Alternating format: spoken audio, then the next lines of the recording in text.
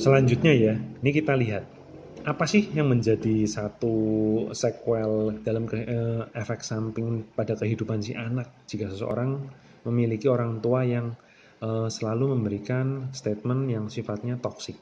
Ya ini, ya, merasa rendah diri, merasa orang lain lebih baik dan sebagainya.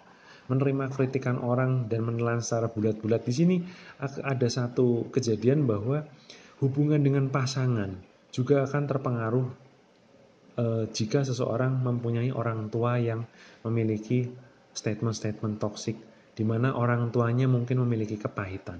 Apa sih kepahitannya itu? Bisa aja mungkin menikah dengan pasangannya, yang pasangannya mungkin dikira orang kaya tapi ternyata tidak kaya, atau yang kemudian menikah dengan istrinya yang dulunya cantik, seksi, terus jadi gendut, galak, jelek, ya. Itu bisa juga. Banyak kepahitan-kepahitan, atau banyak dibullying oleh pasangan karena mungkin dia tidak bisa mencari uang, ya. Itu banyak sekali sehingga terjadi hal seperti ini. Seorang anak yang mengalami suatu doktrin dari orang tua sejak masa kecil sampai dewasa itu dia akan terbawa sampai perkawinan. Itulah kenapa seorang anak yang tidak harmonis dalam hubungan perkawinannya, kalau kita telusuri, orang tuanya mungkin juga mengalami hal yang sama, sehingga pola pikirnya juga sama. Hati-hati sekali, lepaskanlah kepahitan. Banyak buku parenting mengajarkan kepada kita mesti begini, mesti begono, tapi tidak ada yang mengatakan bahwa kita harus berusaha melepaskan kepahitan, kekecewaan hidup, ya. Jangan melampiaskan pada anak. Jangan menuntut anak untuk melakukan apa yang dulu kita tidak bisa lakukan. Boleh kita melakukan hal itu jika kita membekali anak dan mempersiapkan anak lebih sempurna daripada saat orang tua kita membekali kita. Contohnya misalnya, saya tidak bisa spesialis, ya.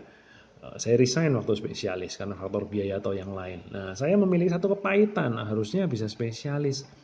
Tapi bukan berarti saya harus nge-push anak saya, enggak. Tapi saya harus mempersiapkan apa yang dulu orang tua saya tidak mempersiapkan untuk saya, misalnya biaya, ya, atau yang lain. Itu harus kita persiapkan, ya. Nah, ini yang harus jadi gambaran dari cermin dari orang tua.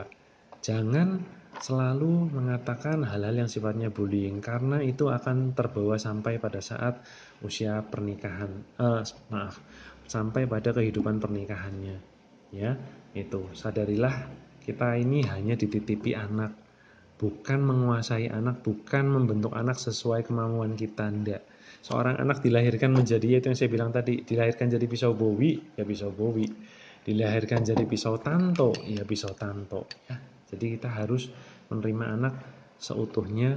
Anak itu seperti apa, kita bentuk sesuai dengan apa yang talenta yang dia punya, apa yang Tuhan inginkan, ya, supaya kita bisa membentuk anak menjadi lebih baik versinya dia, bukan versinya saya, ya. Menjadi lebih baik versi saya lain dengan menjadi lebih baik versi dia, ya kan. Seperti seorang monyet punya anak, seekor ikan paus. Bagaimana mengajarkan ikan paus untuk naik pohon makan pisang? Nggak bisa. Kita mengajarkan dia untuk berenang, untuk bisa mengarungi samudera yang luas, untuk bisa mendapatkan pengalaman yang baru dan mendapatkan hasil yang lebih maksimal dari seekor monyet yang hanya nongkrong di atas pohon makan pisang. Itu, ya. Oke.